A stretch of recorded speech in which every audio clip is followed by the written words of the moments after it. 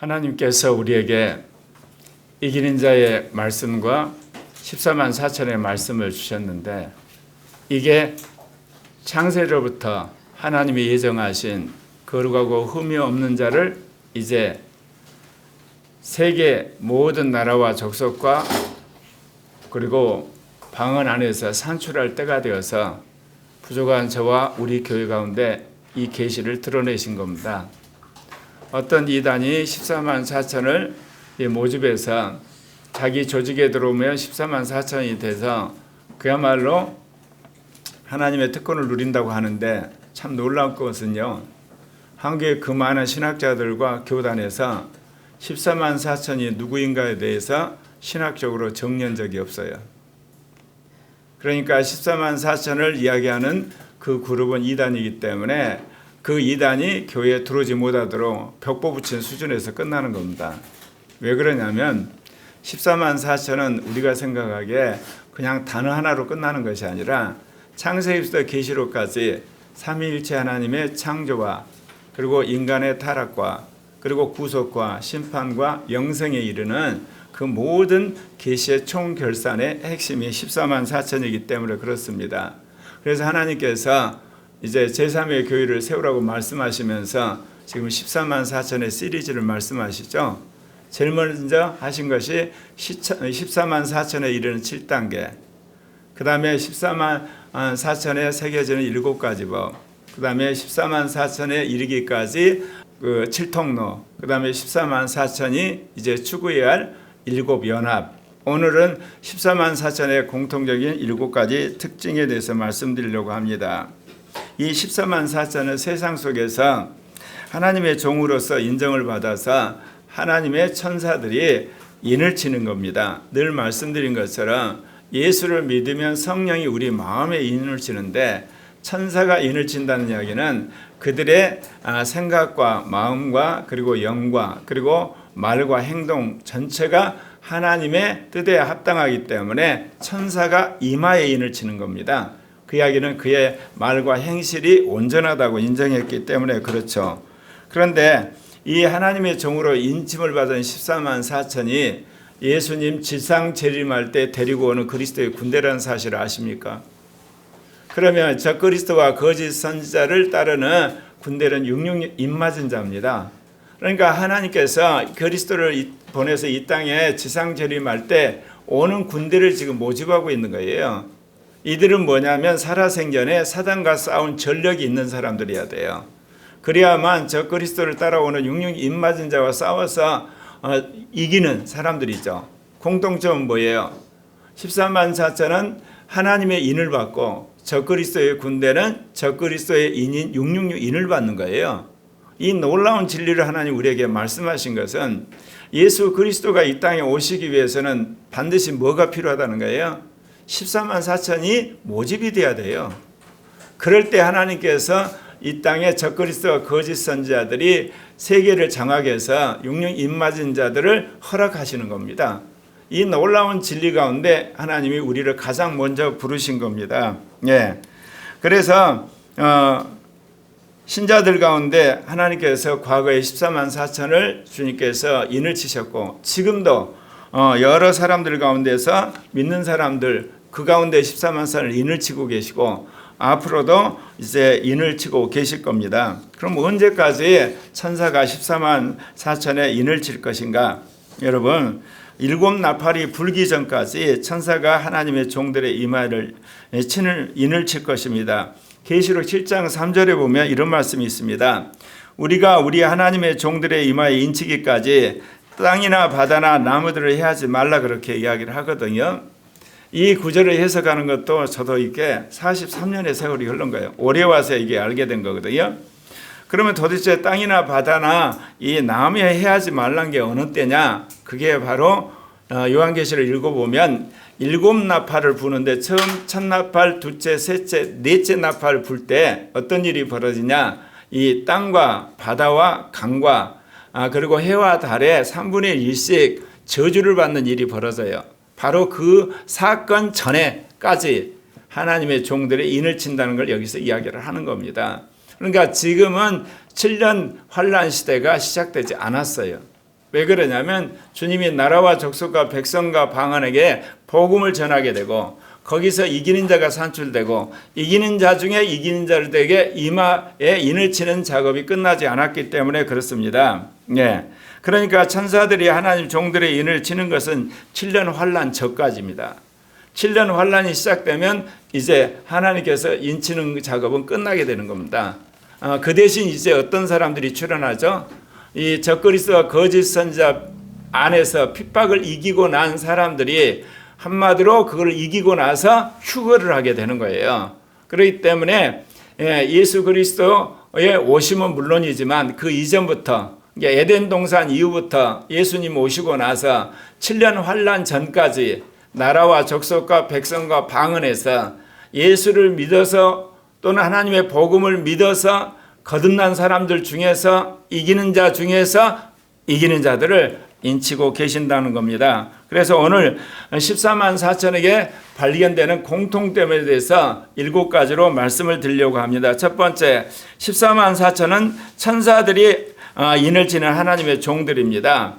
그러니까 말씀드린 것처럼 성령이 인을 치는 것은 말할 필요가 없죠.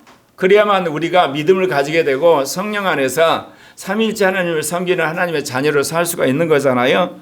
근데 여기서 이 천사들이 인을 치는 거예요. 계시록 7장 3절에 보면 이르되 우리가 우리 하나님의 종들의 이마에 인치기까지 땅이나 바다나 나무들 해하지 말라. 하나님의 종들의 이마에 인치기까지. 그러니까 그것이 다 끝날 때까지는 이 바다라든지 이 땅이라든지 나무를 해하지 말라. 말씀드린 것처럼 7나팔이 불기 전까지는 계속해서 이 하나님의 종들의 이마에 인을 치겠다는 겁니다. 그런데 로마서 6장 22절에 보면 이런 말씀이 나와요. 이제는 너희가 죄로부터 해방되어 하나님께 종이 되어 거룩함에 이르는 열매를 맺었으니 그 마지막 영생이라. 어떤 사람이 영생에 들어간지 아십니까? 하나님께 종이 된 사람들이 영생에 들어가는 거예요. 예.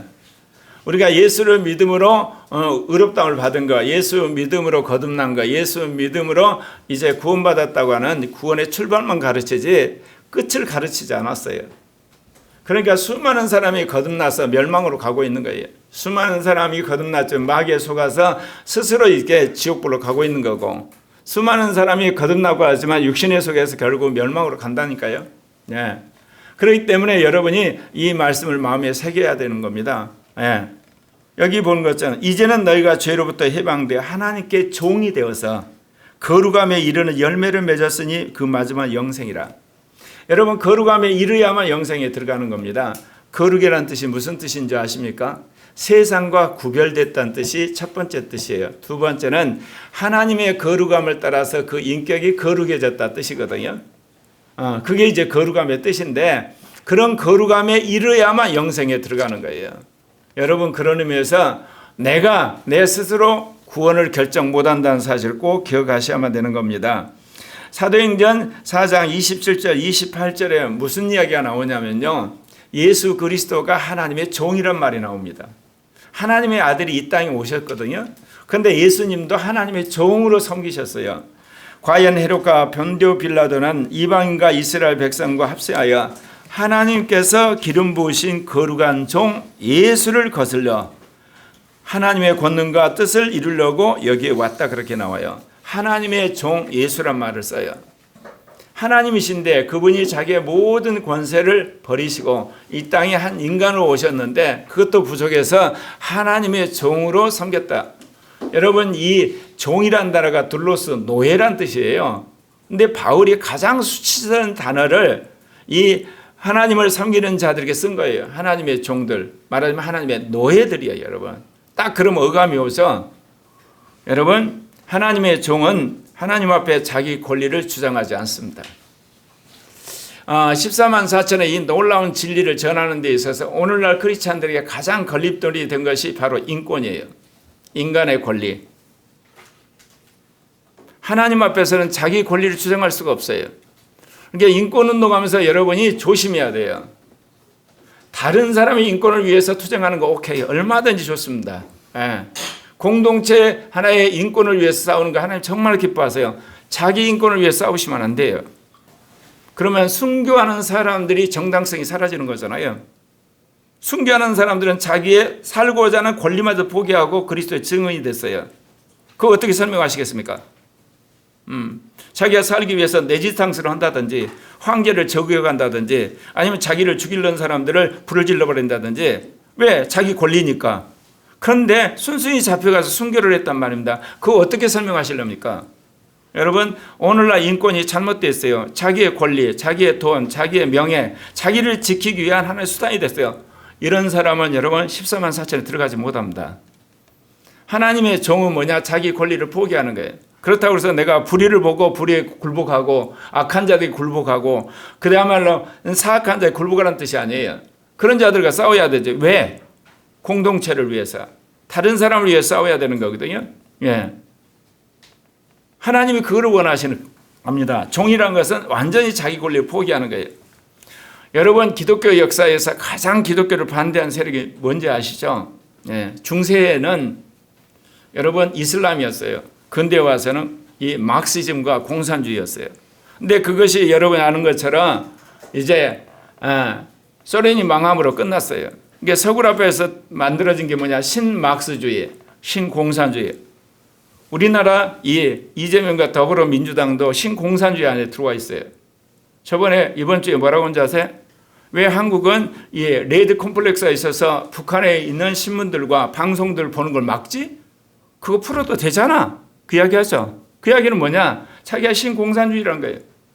북한과 연방제를 해야 되니까 북한에 이게 TV 오고 방송 오고 신문 국민들이 보게 해서 사람들을 쇠뇌시키는 거예요. 사람이 처음에는요, 저거 문제 있어 그러지만 좀 있으면 그거 안 되는데 나중에 그럴 수 있구나. 그래 쇠뇌되는 거예요. 동성애 인권도 그런 거거든요. 왜 여러분 길을 쓰고 서울시청 앞에서 퀴어 집회를 한 줄 아십니까? 처음에는 우리 안에서 뭐가 나오려고 그러잖아요. 그러다가 에이 징그러워. 그 다음에 어때요? 그런 거구나. 희한하네. 관심 있어요. 그들도 그런 권리가 있어. 그 다음에요. 동성애 차별금지법 통과시키는 거예요. 이게 신마르크주의, 신공산주의는 뭐를 사용하냐? 언론을 사용해요. 교육을 사용해요.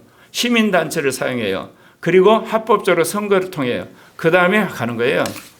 예전에 마르크주의와 공산주의는 폭력혁명을 해요. 피를 흘려요. 그래서 권력을 잡아요. 그 다음에 군대를 동원해서 경찰을 동원해서 지배를 한 거예요. 여러분, 이들이 주장한 게 뭔지 아십니까? 기독교가 했던 인간의 소외, 탈인격화, 개인화 등 휴머니즘 요소로 수많은 사람들을 전부 쇠뇌를 한 거예요. 수많은 사람이 트럼프를 보면서 엄청나게 욕하죠. 트럼프가 왜 저렇게 수많은 대학들과 언론들과 싸운지 아세요? 그들이 전부 신마르크주의거든요. 신공산주의예요. 그들이 주장한 게 뭐예요? 탈원전, 그리고 녹색, 탈탄소. 여러분, 탈원전한 서구라프가 요즘 어떻게 된 줄 아세요? 원전 짓기에 바빠요. 전부 사기친 거예요. 전 세계 탄소 배출량의 주범이 누군지 아세요? 미국과 여러분 중국과 인도예요. 이들 나라가 탄소를 계속 배출하는 한 절대로 우리가 말하면 살기 좋은 지구는 안 만들어지는 거예요. 그런데 왜 이렇게 녹색 이야기를 하면서 이제 탈원전을 이야기하냐? 그게 이데올로기예요. 그가 사람들 지배하려는데 이게 뭐로 깨졌나요? AI 때문에. AI가 어마어마한 전력을 소모하거든요. 원전 외에는 그 전력을 한마디로 공급할 수 있는 대안이 안 돼요. 수력발전도, 화력발전도, 조력발전도, 태양광, 그 어떤 것도 안 되는 거야. 그러니까 모든 나라가 지금 원전을 짓는데 혈안이 된 거예요. 얼마나 거짓된 인권인지 아시겠죠? 그래서 여러분, 영을 따라 살아간 사람들이 정말 정상적으로 성경 말씀에 살아갈 때 시대에 한마디로 파수꾼이 되고 선각자가 되는 겁니다. 여러분, 자기 자신의 인권을 위해 사시면 안 됩니다. 하나님의 복음을 위한 인권과 다른 사람 인권을 위해 사는 거 오케이입니다. 주님이 그걸 원하시는 거예요. 주님이 우리의 인권을 위해서 십자가에 죽으신 거예요. 사단으로부터 우리를 해방하기 위해 당신이 살 권리마저 포기하고 죽으신 거 아니겠습니까? 그래서 같은 인권이 달라요. 자기를 위한, 남을 위한 거. 그래 베드로 2장 13절 15절에 인간의 모든 제도는 주를 위하여서 순종하되 혹은 위에 있는 왕이나 혹은 그를 악행한 자를 징벌하고 선행한 자를 보상하기 위해 있는 총독들에게 하라. 곧 선행으로 어리석은 사람들의 무식한 말을 막으시는 것이라. 그러면서 아주 중요한 이야기를 합니다. 베드로전서 2장 16절. 너희는 자유가 있으나 그 자유로 악을 가린 데 쓰지 말고 오직 하나님의 종과 같이 하라. 여러분의 자유는 여러분의 이 땅에서 권리와 여러분의 이 땅에서 축복을 위해 주신 게 아니에요. 뭐냐? 하나님의 영광을 위해서 다른 사람을 구원하는 데 쓰라고 하나님이 주신 거예요. 하나님의 종이라는 표현을 쓰죠. 종은 자기 권리가 없다니까요. 하나님의 뜻대로 사는 거예요. 그런 의미에서 여러분이 14만 4천이 되려면 첫 번째 관문이 뭐냐? 하나님의 종이라는 인식이 명확하게 있으셔야 돼요. 예. 하나님의 종이 된다는 것은 섬김의 위치 정도가 아니에요. 하나님의 뜻에 완전히 굴복하는 걸 말합니다. 이사야서 41장 9절에 너는 나의 종이라 내가 너를 버리지 아니하리라. 하나님이 어떤 사람을 지켜주겠습니까? 예수를 믿는 사람이요? 자기 멋대로 사는데요? 거듭난 사람이요? 자기 멋대로 사는데요? 나름대로 은사받은 사람 자기 멋대로 사는데요? 하나님의 종들을 하나님이 그를 지켜주시는 거예요. 하나님이 종이니까 하나님 거꾸로 모든 걸 동원해서 지켜주신 거예요. 그러니까 여러분이 정말 천국 가고 싶으십니까? 하나님의 종이 되시길 바랍니다. 그 사람은 분명히 천국 가게 되어 있습니다. 두 번째, 14만 4천은 천국에 들어갈 12지파 중에 선발된 자입니다. 네. 14만 4천은 영을 따라 삶으로써 이기는 자 중에 이기는 자입니다. 수많은 사람이 여기 나오는 이스라엘 12지파라고 그러는 게 어떻게 해석한 줄 아세요? 말세에 돌아올 이스라엘 12지파래요. 또는 어떤 사람은 말세에 하나님이 쓰시는 하나님의 종들이 12지파래요. 성경을 자기 멋대로 해석하는 거예요. 여러분, 계시록에서 12지파는 어디에 나옵니까? 계시록 21장 12절에서 명확하게 이야기를 합니다. 뭐라고 이야기합니까? 크고 높은 성곽이 있고 12문이 있는데 문에 12천사가 있고 그 문들 위에 이름이 있었으니 이스라엘 자손 12지파의 이름이라. 그러니까 여러분, 지금 요한계시록 7장에서 말한 12지파는 누구냐면 마지막 때 12대문으로 들어갈, 구원받아서 천국 들어갈 사람들을 말하는 거예요. 이스라엘의 마지막 돌아올 12지파의 사람들을 말한다든지 말세에 하나님이 쓰시는 12지파의 종들을 말하는 게 아니라니까요. 천국에 확실히 들어갈 사람들을 12지파를 하는 거예요. 이 땅에서 예수를 믿은 12지파를 말한 것도 아니에요. 그걸 여러분 명확하게 하셔야 돼요. 그러니까 천국 들어간 사람들 중에 뽑은 12,000명씩 곱하기 12개에서 14만 4천이에요. 이거는 14만 4천 자체가 고유명사예요. 저거를 14만 4천 명이라고 읽으시면 안 돼요. 그러면 이단들이 하는 논리에 빠지는 거예요. 하나님께서 온전한 숫자, 충만한 숫자라고 이야기를 하는 겁니다. 예. 그런데 여러분이 예수님이 사역을 하는 데 있어서 제자들은 뭐라고 이야기하신 적이 있는지 아십니까? 너희도 이스라엘 12지파를 심판할 12보좌에 앉으리라. 제자들은 그러겠어요. 우리가 당신을 위해서 재산도 버리고 목숨도 이게 정말 담보하고 따랐는데 이게 뭡니까? 그럴 때 예수님 그 이야기 한 거야. 너희가 12지파를 심판할 날이 온다 그랬어요. 그 이야기는 12사도는 어떤 위치로 간다는 겁니까? 구원받은 모든 사람들을 심판하는 심판석에 서게 된다는 이야기를 하시는 거라니까요, 여러분. 똑같은 인간이 아니에요, 예수를 믿어도. 마지막에 천사들과 구원받은 자들과 불신자들을 심판한 심판석에 앉을 자들이 있어요. 그게 14만 4천이에요. 베드로전서 2장 9절도 이렇게 이야기합니다. 너희는 택하신 족속이요 왕같은 제사장들이요 거룩한 나라요 그의 소유된 백성이니. 그러니까 너희가 하나님으로부터 구원받아서 하나님의 뜻 가운데 사는 거룩한 하나님의 자녀로서 빛같이 살아라, 그렇게 이야기를 하는 겁니다. 우리는 지금까지 어때요? 예수 믿고 천국 가면 됐다고 생각을 해요. 그 다음에는요, 내 마음대로 산다는 거예요. 내 마음대로 돈 쓰고, 내 마음대로 예를 들면 놀러 다니고, 내 마음대로 시간 쓰고, 내 마음대로 이렇게 시간 쓰고. 어디가 그게 있어요? 예수를 믿는 순간 여러분은 죽었어요. 예수님의 피로 여러분을 샀어요. 그러니까 여러분 인생은 하나님 거예요. 그럼 하나님 뜻대로 사는 사람이 마지막에 천국에 들어가는 거예요. 근데 천국에 들어간 사람들 중에서도 자기 고의를 완전히 포기한 사람을 14만 4천이라 한다, 그 이야기입니다. 사랑하는 형제 자매 여러분, 이런 14만 4천 이야기면 대번에 이런 반응하는 사람이 있어요. 14만 4천 너무나 힘들어. 나 14만 4천 안 할래. 여러분 곰곰이 생각해 보세요. 그건 무지막지하게 악한 거예요. 여러분 육신적이라는 걸 스스로 이야기하는 거예요. 여러분 공부 열심히 했는데 그래요. 흔히 인류대학 안 가면 좋아요. 인류대학 가는 거 안 가도요. 그 다음에 후진대학 안 가요. 그 다음에 나 놀래. 그런 사람 누가 어디 있어요? 그런데 왜 우리가 14만 4천 하면 안에서부터 이렇게 하냐? 그만큼 우리가 육신적이란 거예요. 세상적이란 거예요. 자기 중심적이니까 사모도 안 해. 사모도. 14만 4천을 사모하는 사람이 이기는 자가 되는 거예요. 여러분. 내가 그랬죠. 대학을 가려고 하는 사람이 대학을 가지. 대학 갈 생각이 전혀 없고 날마다 이렇게 학교 빠지고 공부 않고 그 다음에 헛집하고 게임하고 그런 사람이 대학 가나요? 우리가 오해해요. 하나님의 은혜로 간다 그러니까 인간은 아무것도 안 해도 된다고 착각하시고 계세요. 그러질 않아요.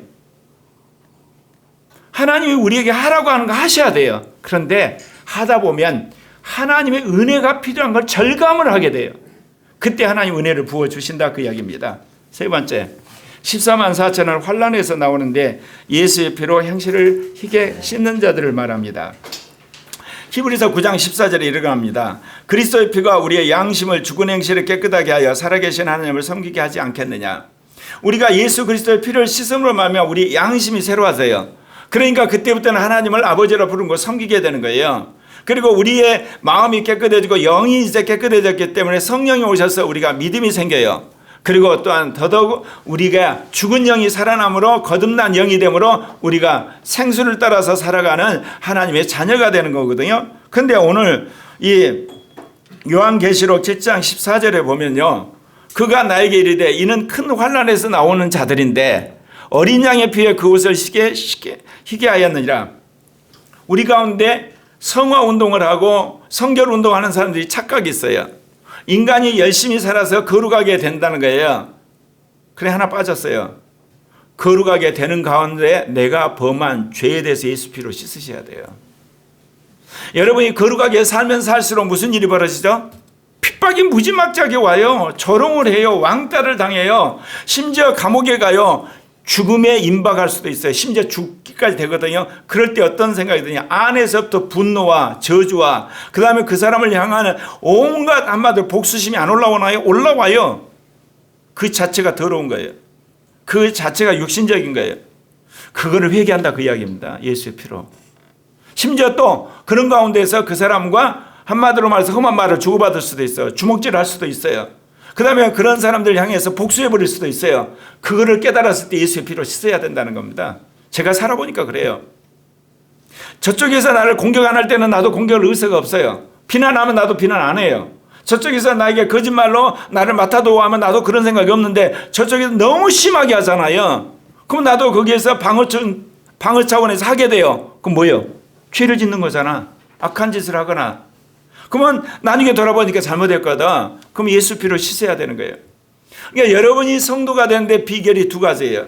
여러분의 영과 여러분의 마음과 여러분의 이성의 법이 새겨져서 법을 살아야 되는데 환란이 오게 되면 그걸 어길 때가 있다는 거예요. 벗어날 때가 있어. 그럼 회개하고 예수 피로 씻어야 되는 거예요.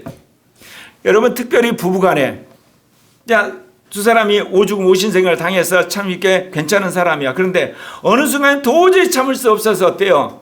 화내고 서로 다투잖아요. 본심이 아니에요. 이거는 상황이 너무 어려우니까 못 참는 거예요. 그러면 그것이 우리로 말하면 잘못한 거냐? 잘못한 거죠. 딱 깨달은 거 회개하고 예수 피로 씻어야 된다는 거예요. 그래서 14만 4천의 특징은 뭐냐? 큰 환난 가운데서 나오는데 끊임없이 예수의 피로 그 옷을 씻어서 희게 하는 자란 것을 명확히 이야기하는 겁니다. 예, 요한일서 1장 7절에도 그러죠. 그 아들 예수의 피가 우리를 모든 죄들에서 깨끗하게 하실 것이요.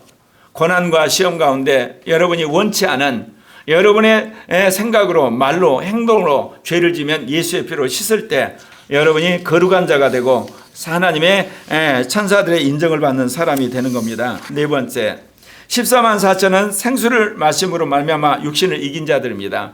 왜 여러분 게임하죠? 여러분 왜 이게 도박하죠? 여러분이 왜 음란한 짓을 하죠? 왜 여러분 자꾸 이게 여행 다니죠? 여러분이 왜 자꾸 모여서 무슨 이게 등산 다니다 그러면서 이게 놀죠? 여러분의 마음이 허전한 거예요. 그러니까 뭔가 기쁨을 쫓아 찾아야 되는데 거듭나기 전에 여러분이 했던 것이 그걸 외에는 해본 게 없거든요. 그런데 여러분이 거듭나서 정말 영을 따라 살면 여러분 안에 생수가 나와요. 생수가 나면 무슨 일이 벌어지냐? 그동안 했던 육신과 생수가 부딪히게 되면 안에서 갈등이 생겨요. 이건 새로운 갈등을 말하는 거야.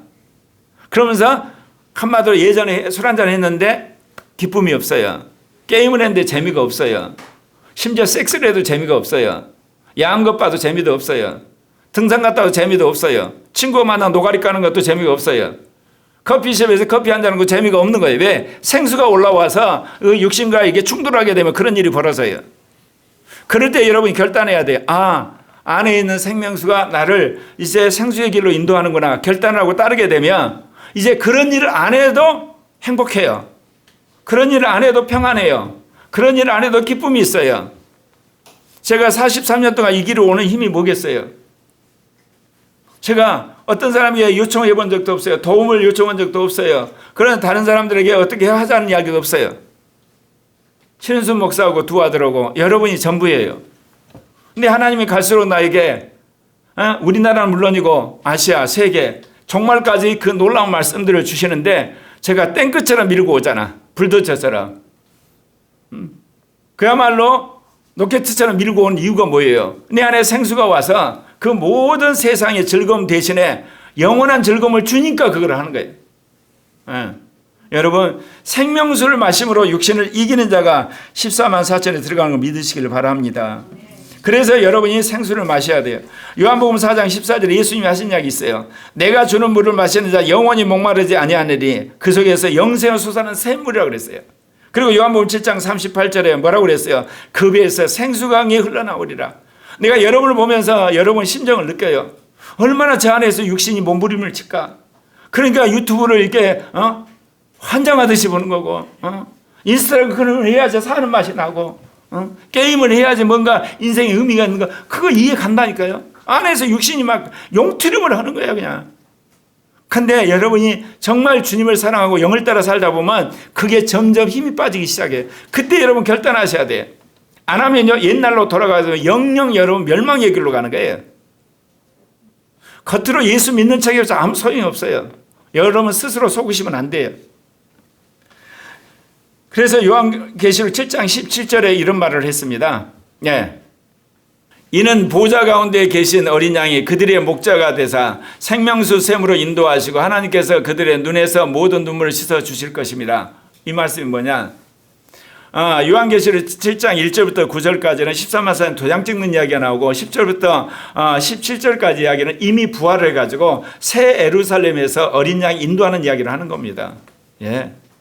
생명수 샘물의 그 적심으로 그 영생을 누리는 것을 미리서 이야기를 하시는 거예요. 그러면서 그들이 이 땅에 혼란당했을 때 흘렸던 눈물을 씻어준다는 이야기를 하시는 겁니다. 사랑하는 형제 자매 여러분, 여러분이 생명수 샘물로 사는 사람이 되야만 세상의 육신과 안목의 정욕, 이생의 자랑 그 온갖 것들이 무익하게 돼요. 별볼일이 없게 돼요. 그걸 쓰레기같이 여기게 되는 거예요. 아무쪼록 여러분이 생명수 샘으로 충만하기를 바랍니다. 다섯 번째는 14만 4천은 사탄과 싸움에 이긴 자들입니다. 제가 말씀드렸죠. 에베소 1장 4절에서 창세전에 그리스도 안에서 거룩하고 흠없는 자를 예정했다고. 그래서 에덴 동산에 생명나무를 먹는 사람을 주님이 산출하기를 원했어요. 그러나 테스트를 하기 때문에 선악과는 나무도 같이 둔 거죠. 근데 실패를 했어요. 그래서 예수 그리스도를 보내기로 작정을 하신 거거든요. 그 예수 그리스도를 보내기로 작정을 했는데 모델로 누구를 보냈냐? 이스라엘 모세를 보내가지고 제사장 나라 거룩한 민족으로 살아라 그랬어요. 근데 주님께서 그들이 무너질까 하셨어요. 그리고 나서 예수님 오신 거예요. 예수님 오셔서 우리를 어때요? 죄산 받아서 하나님 자녀가 되고 이기는 자가 된 다음에 어때요? 사단과 싸우는 14만 4천을 세우시는 거예요. 그들의 수가 차야만 주님 재림하신다니까요. 하나님은 누구를 제일 기뻐하시겠어요? 14만 4천에 참여하는 자, 하나님의 종들, 거룩한 성도들, 그 다음에 사단과 싸워 이기는 사람을 기뻐하시는 거예요. 그래서 22장 11절에 또 우리 형제들이 어린 양의 피와 자기들이 증언한 말씀으로 그를 이겼으니 그들은 죽기까지 자기들의 생명을 아끼지 아니하였도다. 여기서는 이제 순교자들이 하는 이야기인데, 그러면 왜 형제들이라고 했냐? 바로 앞전에 보면 사내의 아이가 하나님 보좌 앞으로 올라갔다 그래요. 14만 4천은 사단과 싸워서 이겼기 때문에 먼저 부활해서 하나님 보좌 앞으로 올라갔을 때 남아있는 순교자들이 저 고백을 하는 거예요. 예수의 피와 자기의 말씀대로 죽기까지 사단을 싸웠다. 형제들이라는 표현을 쓴 거예요. 그러면 14만 4천은요, 동무 종들이라는 표현을 씁니다. 그래서 사랑하는 형제 자매 여러분, 하나님이 고대하는 것은 이 땅에 있는 모든 사람이 예수를 믿어서 구원 얻기를 원하지만 정말 원하는 건 뭐냐? 14만 4천의 하나님의 종들이 출현해서 사단을 박살내기를 원하시는 겁니다. 예. 그래서 야고보 4장 7절에 마귀를 대적하라 그리하면 너희를 피하리라 분명히 말씀하고 계시는 거예요. 그런데 우리는 어때요? 나 혼자 천국 가면 됐다는 거예요. 얼마나 이기적입니까? 육신적입니까? 물론 그렇게 가지고 있는 그 가치관도 소중한 거예요. 예, 그 사람은 천국 갈 테니까 그런 소망을 가지고 계속 가면, 그런 생각을 안 가진 크리스찬이 너무 많잖아요. 세상 사람 말할 것도 없고. 근데 주님은 거기서 끝낼래? 나를 위해서 이러면 안 돼? 내 명령에 따라 살면 안 돼? 나의 아들 예수 그리스도처럼 너도 그리스도 군사로 함께 참여하는 거 안 되겠냐? 자꾸 그러신 거예요. 제가 43년을 있도록 온 이유가 뭐야? 주님이 늘 이야기해요. 너도 세상에 있는 목회자처럼 목회하려고 그러냐? 세상 크리스찬처럼 이처럼 성공해서 인정받으려고 그러냐? 너가 첫째 부활에 참여할 생각이 없냐? 너가 나를 위해서 그리스도의 군대로 싸우면 안 되겠냐? 그 이야기를 하니까 내가 찔려가고 도저히 다른 길을 못 가는 거예요. 에베소 6장 12절에 우리의 씨름은 혈과 육을 상대하는 것이 아니요 통치자들과 권세들과 이 어둠의 세상 주관자들과 하늘에 있는 악의 영들을 상대함이라. 사실 제가 이재명과 더불어민주당과 싸우는 게 아니에요. 이재명과 더불어민주당 안에 있는 사단의 세력과 싸우는 거예요. 근데 그 이야기를 자꾸 해야만 거기에 세뇌된 사람들이 깨어나죠.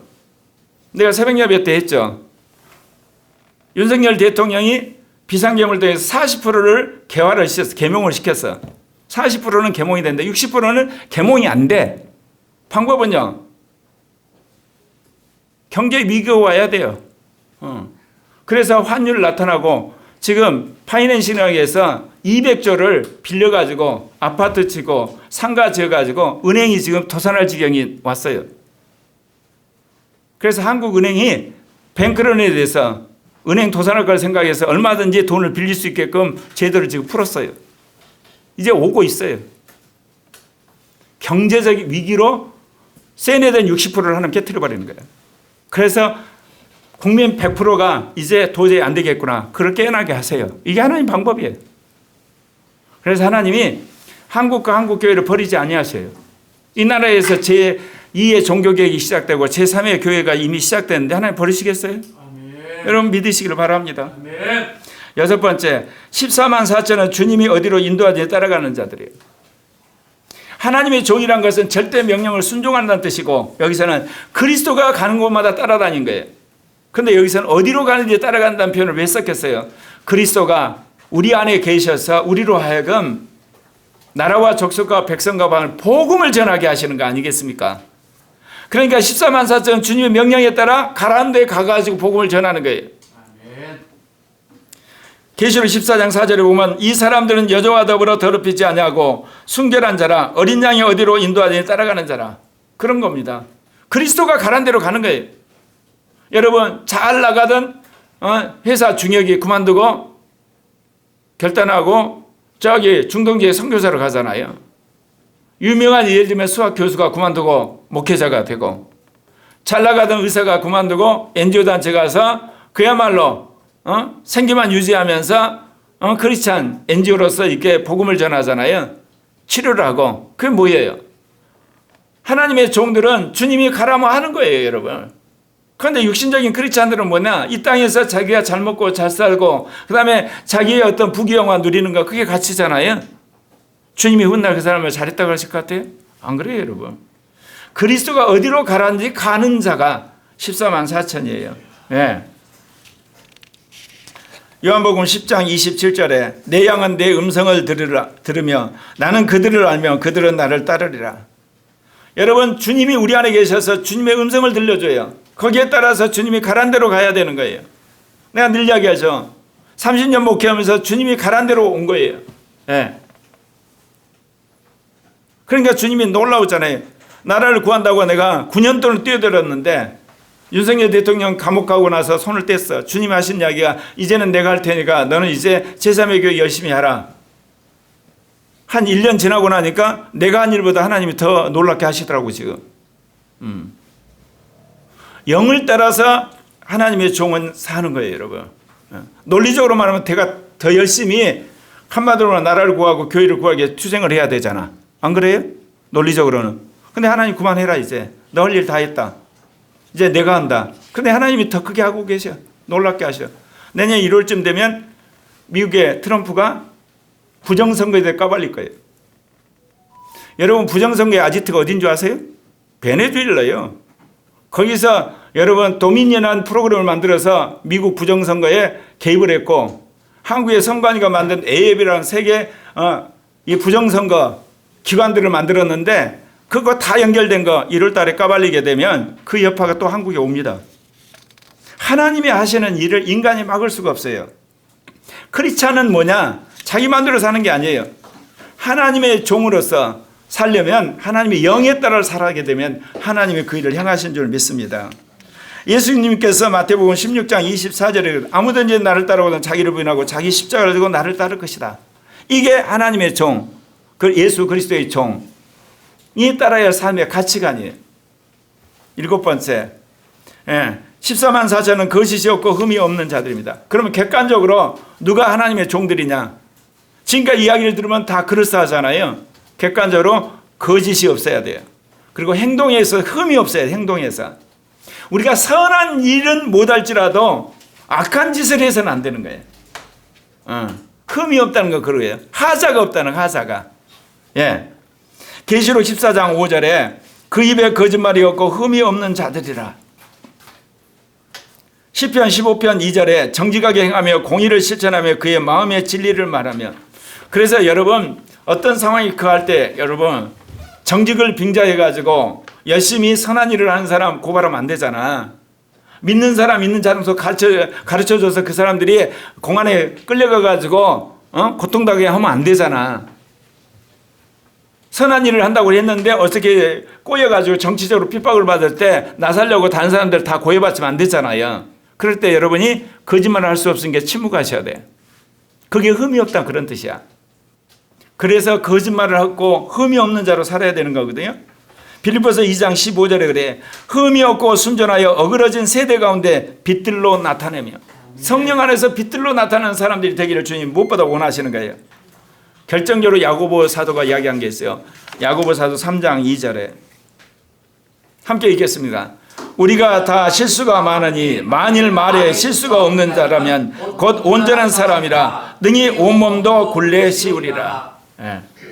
온몸도 굴레를 씌워요. 뭘로? 말이. 그러니까 말에 실수가 없는 사람이 온전한 자고 그가 14만 4천이에요. 근데 이 말이 공개석상에서만 하는 게 아니야. 뭐요? 사적으로도 마찬가지. 혼자 있을 때도 항상 그 말이 실수가 없는 사람, 그 말을 하는 사람이 바로 14만 4천에 들어간다는 거예요. 거짓은 사탄의 언어예요. 어떤 이유에서든지 진리는 하나님의 말입니다. 그렇기 때문에 하나님의 사람은 하나님의 말을 하게 되는 거예요. 상황이 정말 어려워서 가운데 끼었을 때는 침묵하는 거예요. 그 대가를 자기가 받는 거죠. 안 그렇습니까? 예. 여러분 막시즘과 신공산주의 특징이 거짓말하는 거예요. 거짓말. 예. 근데 그 거짓말이 철학으로 그리고 한마디로 신학으로 이념으로 위장되어 있어요. 예.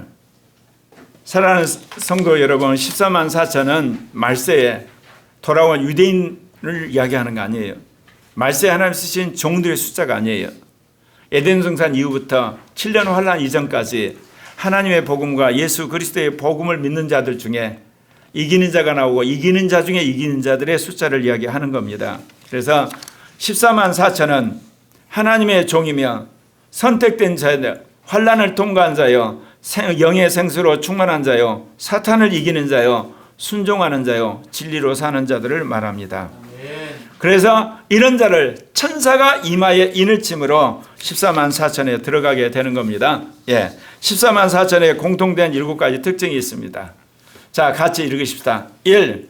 14만 4천은 천사 위에 인을 치는 하나님의 종들입니다. 예. 14만 4천은 천국에 들어갈 12지파 중에 선발된 자들입니다. 3. 14만 4천은 환난에서 나오는 예수의 피로 행실을 시게 씻은 자들입니다. 4. 14만 4천은 생명수를 마시고 육신을 이긴 자들입니다. 5. 14만 4천은 사탄과의 싸움에서 이긴 자들입니다. 6. 14만 4천은 주님이 어디로 가든 위에 따라가는 자들입니다. 7. 14만 4천은 거짓이 없고 의미 없는 자들입니다.